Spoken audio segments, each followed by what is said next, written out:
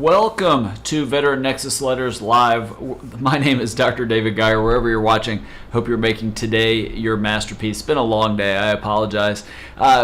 This is that one place, that one time a month that I answer your veterans VA disability claims questions, whether it's questions about service connections, questions about Nexus letters, DBQs, orthopedic injuries, surgeries, and how all that plays a role. This is that place. So ask your questions. This is not medical advice. This is not professional advice. I'm just trying to give some insight as I see these claims, these processes from an orthopedic surgery standpoint. I'm not trying to promote my practice. I'm not trying to also promote my business outside of my medical practice, where I do help a small number of military veterans with their Nexus claims through Nexus letters and DBQs. If you're interested in that, there is information in the description below this video, and I'll mention it at the end, but this is really for you if you have no intention of moving forward, just to give you more information.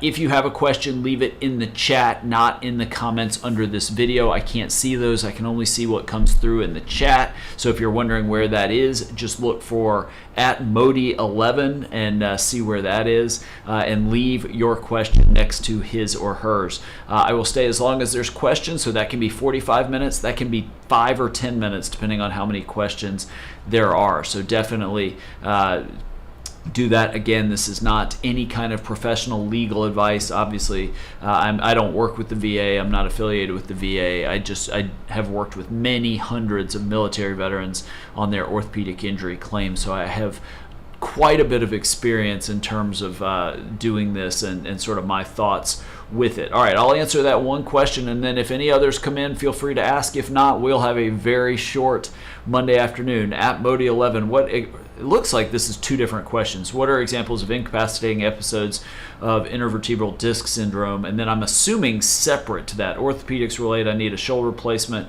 on the left side. One side service connected, the other's not. One side, my thoughts on secondary right shoulder to the left. Let me do that, because I'm not exactly sure if that has anything to do with the intervertebral disc syndrome. Yes, I think you can very strongly argue that one shoulder degenerative condition causes another by basically one side being incapacitated or limited. It makes you use the other side more, leading to overuse on that side.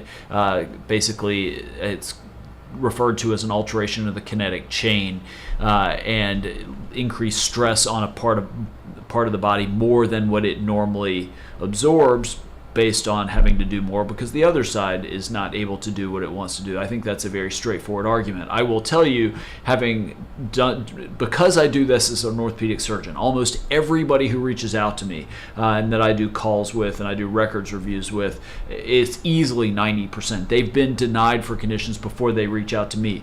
I can't tell you how many denials I have read for right shoulder caused by left or left shoulder caused by right, where the VA denied it. And I would think that you trying to win that on your own is almost certainly going to fail. You need somebody with credentials and experience in that area, and that can point to studies that show that can happen, and it's very plausible from a biomechanical standpoint and even clinical data that's published in the scientific literature, because otherwise it's just too easy for them to say there's no evidence that one can cause the other. And they use these convoluted arguments, arthritis doesn't jump from one part of the body to another and all sorts of stuff, and it's just not true. If you ask orthopedic surgeons, can right shoulder arthritis cause left shoulder arthritis or vice versa, 95 out of 100 will say yes, maybe higher than that. But in this world, where the C&P examiners are not an orthopedic background, they're typically family medicine or internal medicine, usually PAs or nurse practitioners, which I have no issue with in and of itself. But they just don't know the literature. They just don't know that, and it is very, very plausible. But you're going to need somebody with credentials to back that up and write a very persuasive research letter citing the studies to win that. Do I think it's winnable? Absolutely, but that's where that is. Does it have anything to do with the intervertebral disc syndrome? Probably not, quite honestly, but this may be a separate question. Incapacitating episode, the symptoms of intervertebral disc syndrome, in addition to, let's just say, the neck pain, it can cause radiculopathy symptoms, pain down your right or left arm, numbness, tingling, weakness, things like that. And that is what really matters. There's a lot to that. So that's not just a simple one, what is that, 6-word, 7-word question. There's a lot to that I would want to know to give more specific information. But those are my thoughts on that. And that is all we have. So this is going to be a very short episode. I very much appreciate you being here. If you are interested in a Nexus letter or DBQ or need help with your disability claim, need an expert, an orthopedic surgeon to argue on your behalf, I am certainly happy to help. If you go down in the description under this video, you will see a link to an ebook I wrote that talks about the claims processes and the common reasons the VA often denies. You can get that free if you scroll, just enter your name and email address. You scroll past that, you'll learn more about working with me and my team. And I try really hard to write Nexus letters and perform DBQs that give you the best chance of success in your claim. We try to make the process simple. We try to make it quick.